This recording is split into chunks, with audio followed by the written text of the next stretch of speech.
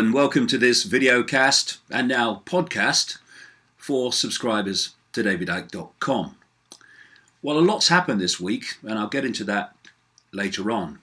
But I want to start with education.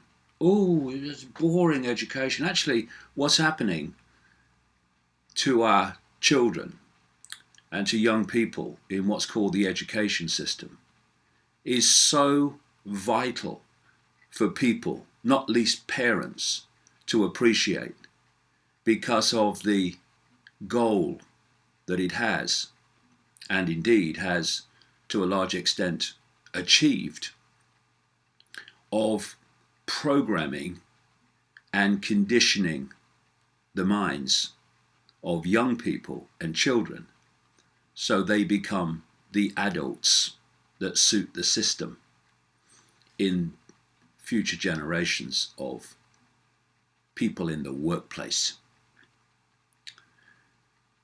What's kind of prompted me to do this subject this week is the announcement by the British government, but it's something you find all around the world, this theme, including the United States. The stated intention of the British government to extend the school day. Just look at it, step by step by step, the totalitarian tiptoe, as I call it, and you'll see how more and more of a child's time is controlled by the state, and how parental power and influence is being eroded at the same speed. We are seeing the minds of children hijacked by the state in multiple ways that I'll be describing. And these plans, which also include a guy from this British education government watchdog called Ofsted, calling for children to go to school at 2. I mean, we're on the road to children coming out of the womb and going straight into the class. Oh, we got one coming out now. Here you go, here you go, here you go, gotcha. Okay, class 1A, algebra. Tell him what x equals. Madness! And we're only where we are now. We are not where this is planned to go.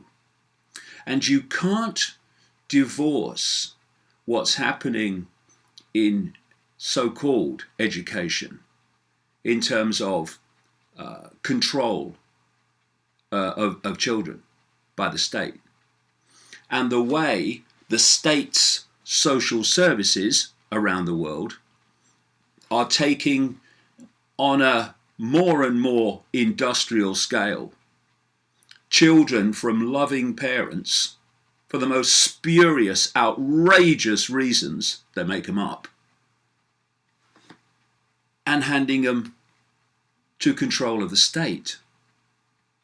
These things are all connected because what we're looking at is the end of parenthood, which is what Aldous Huxley was talking about in Brave New World, published back in the 1930s, but not as the novel it's said to be, but more the blueprint from insider knowledge of where it was meant to go. And that is where we're going now, quicker and quicker. Now, I quote in my new book, Phantom Self, on a kind of range of subjects, a Rockefeller family insider who was speaking in 1969 to a group of doctors, and one of them explain later what he'd said that night. And what he said was how the world was going to change, because it's all planned to change that way.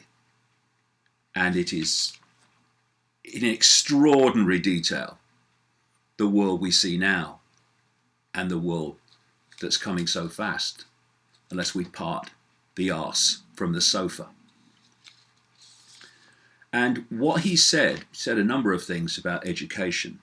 And among them was that children would spend more time in school, but they wouldn't learn anything.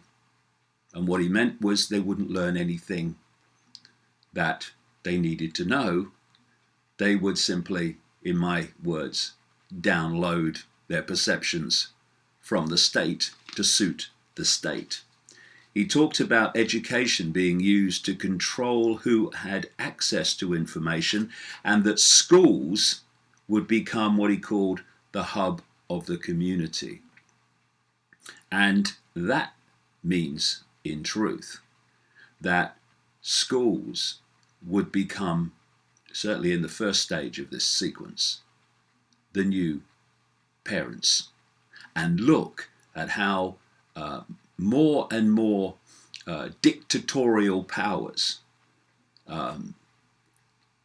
expressed by dictatorial people, often called head teachers, etc., that are being used by the state to dictate to parents and dictate to children. And more, not even dictate to them only through the school day, but what they do afterwards.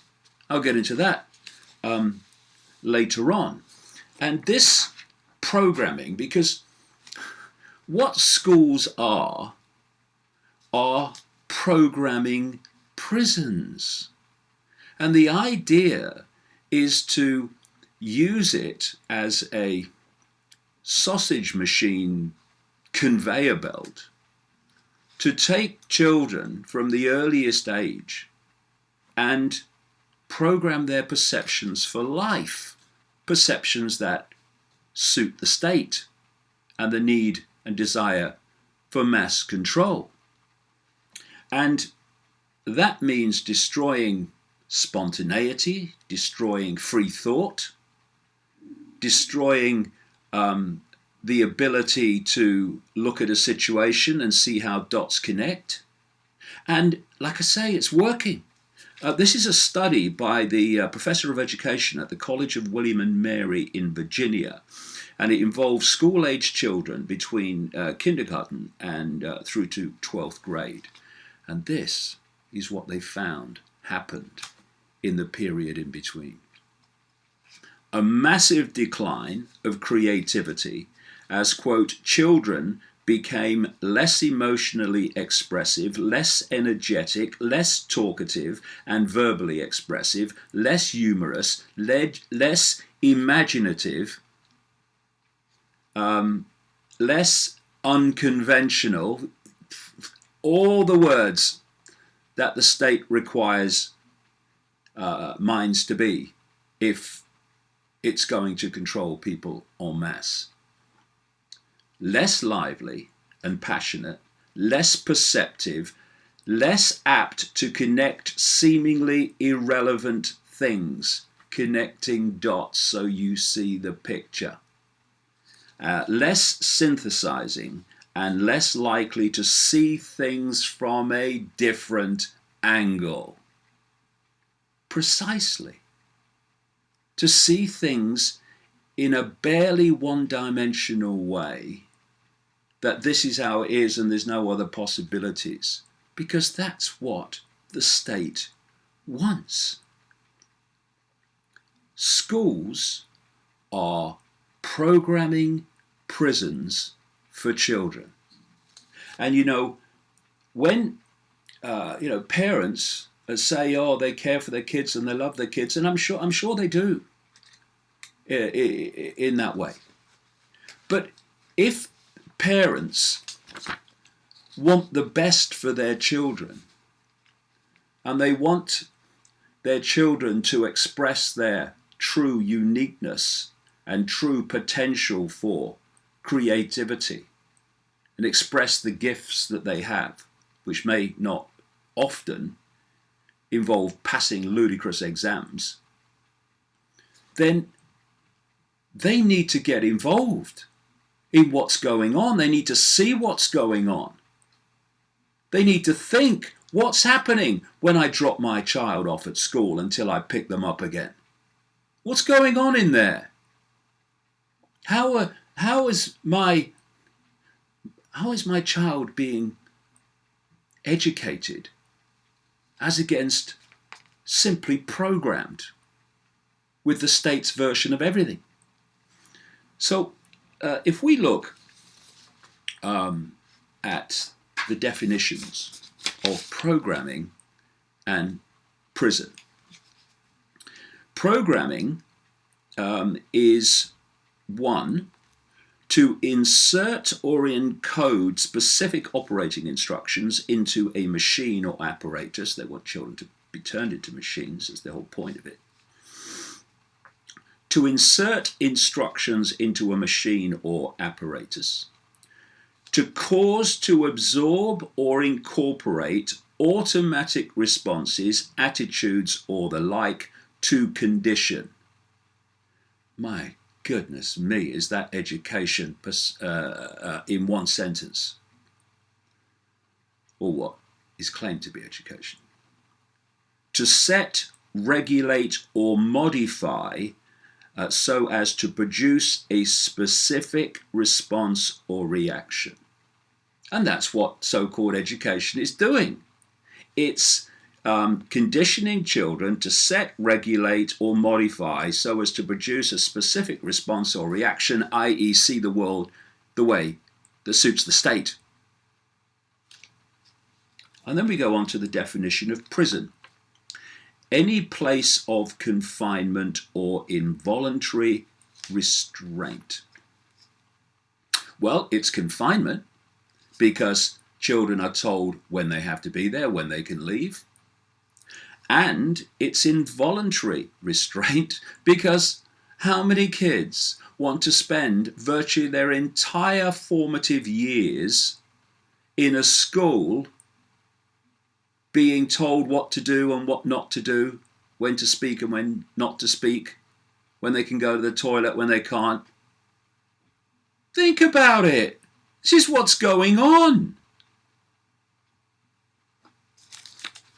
Oh, my children go to a good prison now. And the idea to extend the school day, which is this theme around the world, certainly in Britain very recently, is simply to do the two things. To extend the time each day when this programming can go on.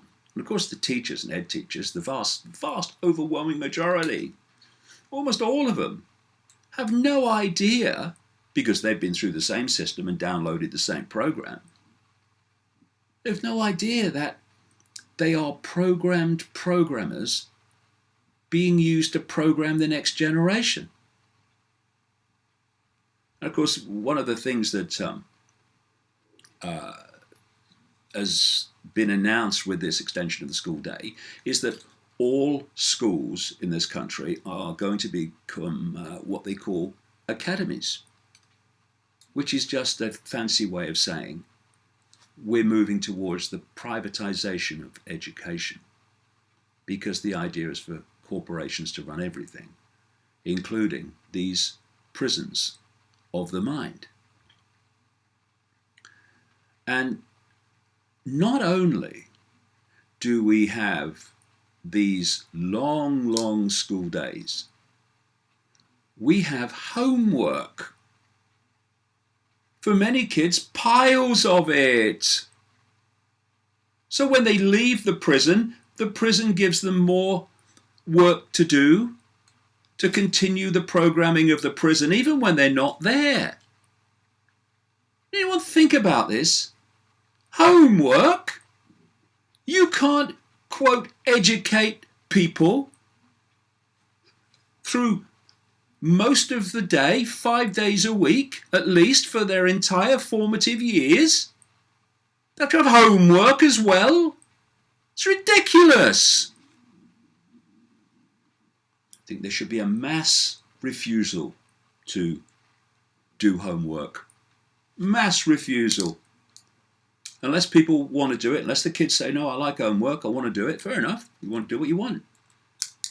Otherwise, mass refusal to do it. It's nonsense. And it's nothing to do with education, it's to do with control. And in the USA, particularly, I mean, Texas, I rest my case, have a look what's going on there.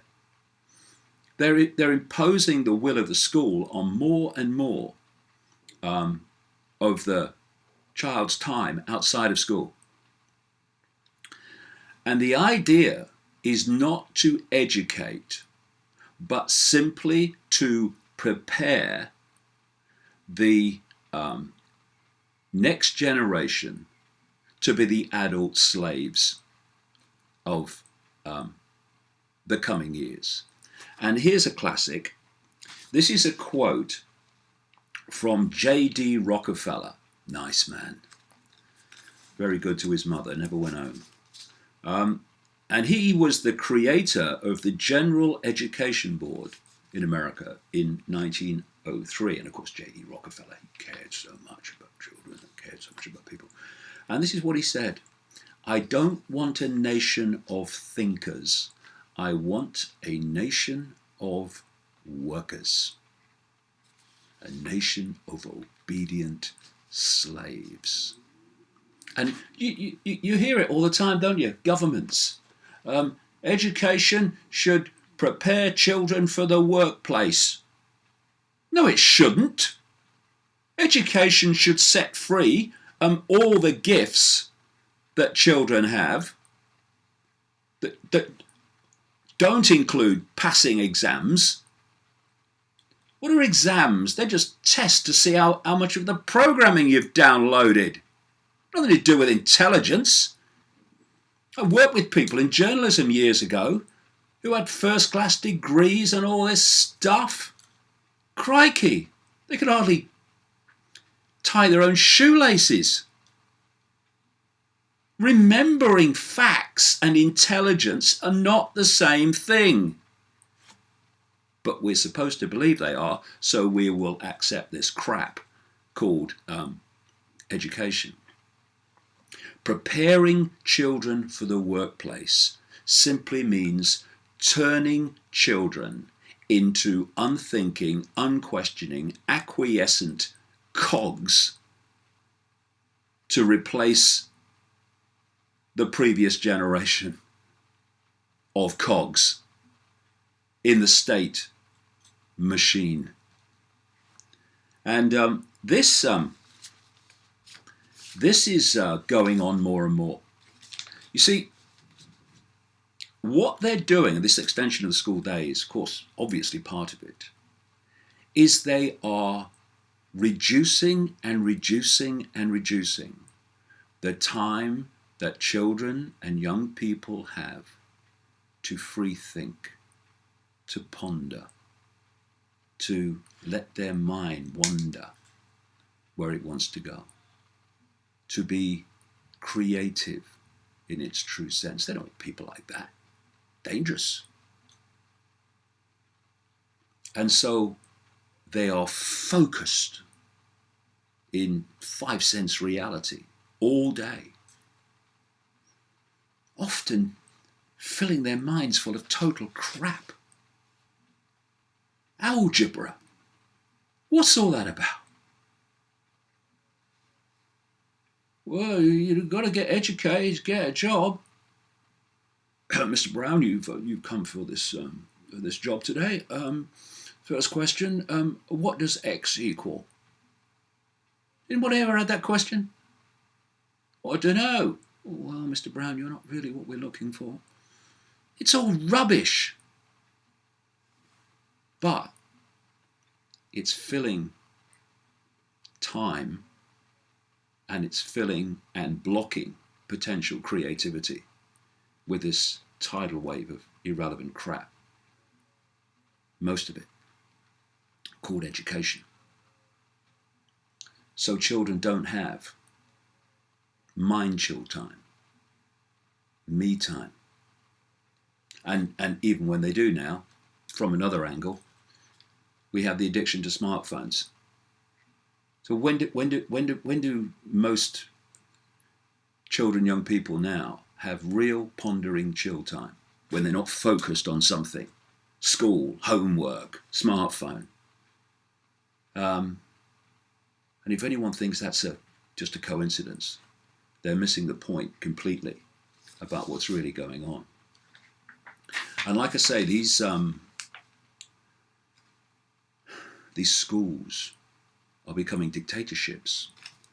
The producer on the Richie Allen radio show was sent a letter, as were all the parents, to this particular school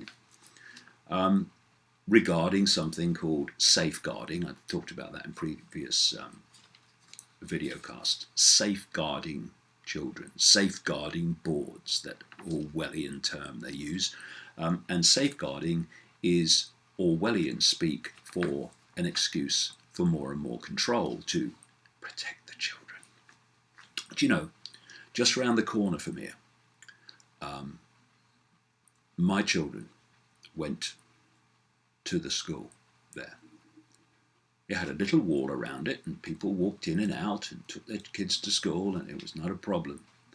There was never any problem. There was never any danger, no threat to them. People just got on with it. It's a school. Go into school, hello, morning, all that stuff. Now you want to see it.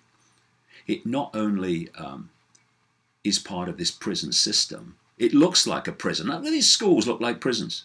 It's got a big prison-like fence around it. You go in one part, but then you can't go in the next part without going through another locked gate, just like they do in prisons. And it's a school for little kids. And this is the letter, and it's this is just one thing it said. We now have one additional safety feature to bring into place. You see the excuse, safety, safety. You look at the thing about terrorism, and then we must take your freedoms away to protect your freedoms from terrorists. It's the same theme in these bloody schools. And it says, if children are not in school for 8:55 a.m., not 8:56, outrageous, minute late. If they're not in school for 8:55 a.m., the parent carer bringing them needs to report to the school office to enter a reason in a late report book. Thank you, it says, for helping us all to keep our children safe and strive to ensure children do not miss the important start to the day. Oh my goodness me. Talk about the programming the next generation. And this letter also says, without parents' knowledge, that some bloke from the Healthy Eating Audit has been looking into their lunch boxes and now has made a report on what's in them. I mean,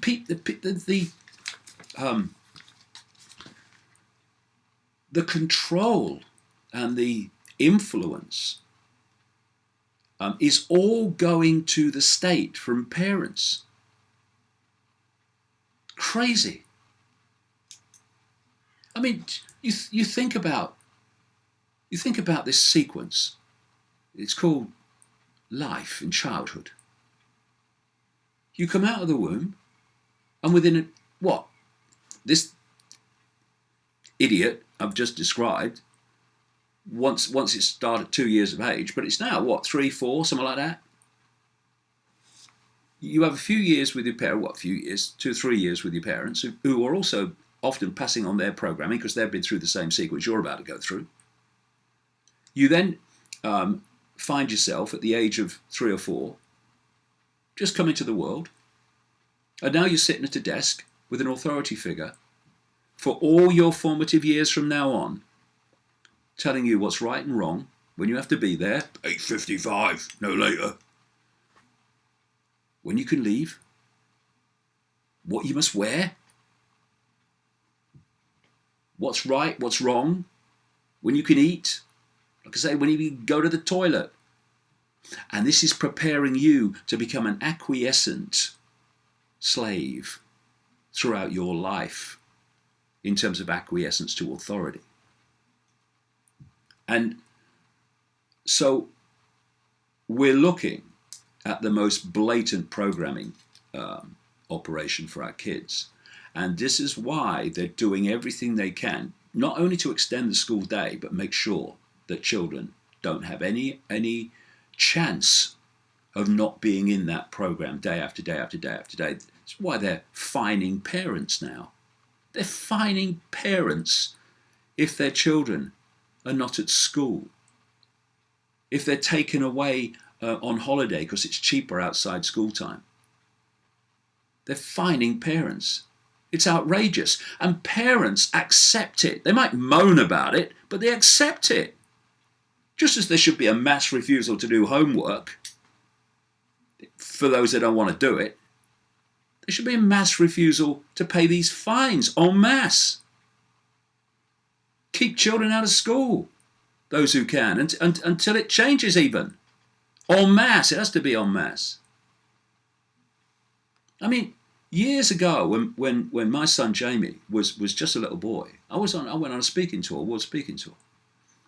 We took him out of school, and we took him to Canada, we took him to Hong Kong, we took him to Australia, we took him to South Africa, where he saw wildlife parks and animals that most people only read about in books, in their, at least up to a point, their natural habitat. And the school was like, oh, he's going to miss out of being away from school for so. No, he's not. And no, he didn't. Oh, you mean he's going to miss out? So you know that book with all those pictures of lions and elephants and what have you? Yeah. So he's missed out by not reading that because he was actually there seeing them in the flesh.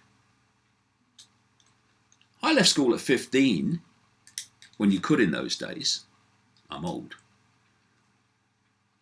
Because I went to be a footballer.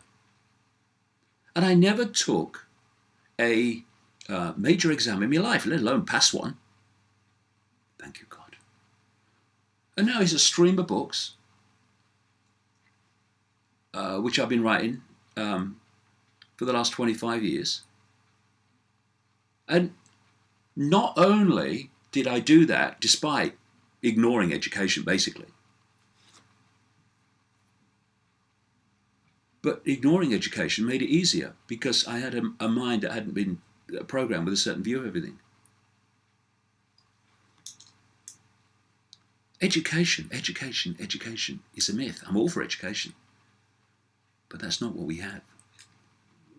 And not only that, children are being prepared not only to accept acquiescence to authority and download a certain perception of life, which they then, repel all borders so often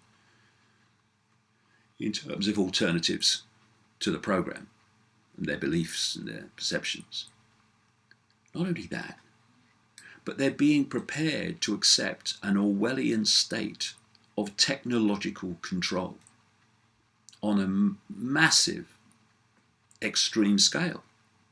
This is why they're putting more and more cameras in the schools. They're having fingerprints to take library books out, biometrics and all this stuff. Oh, it's to protect the children. Oh, really? Well, why wasn't it necessary before? Just like the massive fences around the school around the corner weren't necessary before. Nothing to do with protecting children. It's to do with preparing them to accept that this is how life is. Get the kids to be brought up with technological control everywhere, cameras everywhere, and they'll be far less likely to rebel against it when everywhere in the world, in their adult life, is the same. And like I said earlier, this is totally connected to the increasing control of children and the stealing of children from loving parents by the state social services. In Scotland now, they are introducing something called a named a guardian, a state guardian.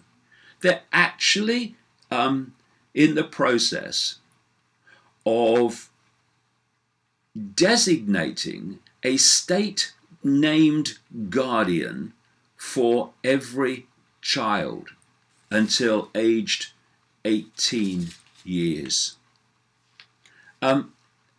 Overriding, because that's the idea, no matter what they tell you, overriding more influence and decision making by parents. And this lady, leader of the Scottish nationalists, Nicola Sturgeon, who, of course, wants independence for Scotland. I think that's great as well, but she wants to keep in the EU, and she wants people to vote to stay in the EU in this referendum, and you can't have an independent anywhere that's in the tyranny that is the EU. So that contradiction in terms is ridiculous also. But she is arguing, and has argued, for these state-designated guardians for children, a named person, they call them. And this is from one of the groups that have been opposing it. This is a state official, the named person, tasked with looking after a child's well-being, which is, of course, extremely subjective. That is their happiness. Well, what does that mean? No, you're not going to be on that smartphone every hour you're awake. Well, that's made me unhappy. I'm going to my guardian. This state guardian will be put in place regardless of whether or not children or parents wish to have one, and regardless of whether there is any need for state intervention. Now think of the Orwellian extremes here that are being sold, as always, with helping and protecting the children, because we care so much. We're controlling their lives. Confusingly, there are already named person pilot schemes in operation across Scotland, but the legislation does not actually come into force until August 2016. A government-funded leaflet said that the duties of the named person include having to check if children get a say in how their room is decorated and what they watch on TV. A named person will have the power to speak to a child, including about very personal issues, and provide information or advice, all without requiring parental consent. And so it goes on. It is absolutely outrageous. And if people can't see what that's about and where it's leading, well, my goodness me, I doubt they can see anything. We're having this situation where our children are being burned out, they're being caused to have a childhood of stress, trying to meet expectations for these prison programming centres, and parents that take their belief in their child's success or failure based on the prison programming centres. And this burning out, where children actually commit suicide because of the pressure and fear of failure of exams, is all planned. I quote you again from the Rockefeller Insider, speaking in 1969. Education. Pressures of the accelerated academic program, the accelerated demands, these pressures will cause some students to burn out. Planned to do that. He said the smartest ones will learn how to cope with pressures and to survive. There will be some help available to students in handling stress, but the unfit won't be able to make it. They will then move on to other things. in this connection, and later on in the connection with drug abuse and alcohol abuse, he indicated that psychiatric services to help would be increased dramatically. We're seeing this, more and more psychiatrists and psychiatric drugs for kids, even at the most ridiculously young ages. In all, the pushing for achievement programming on the state's say-so, it was recognized that many people would need help, and the people worth keeping around would be able to accept and benefit from that help and still be super achievers. Those who could not would fall by the wayside and therefore were sort of dispensable, expendable, I guess is the word I want. This is what is happening to children every day. Their parents say, see you later, pick you up after school. And it's so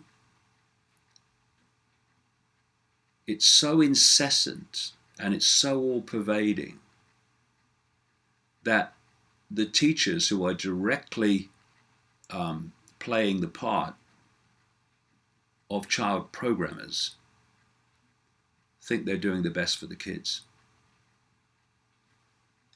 If we don't address this and parents don't get together and address this en masse, then what's the next generation of adults going to be like in terms of free thought, questioning the state's impositions? This is a massively important topic and subject which needs to be addressed before it's too late.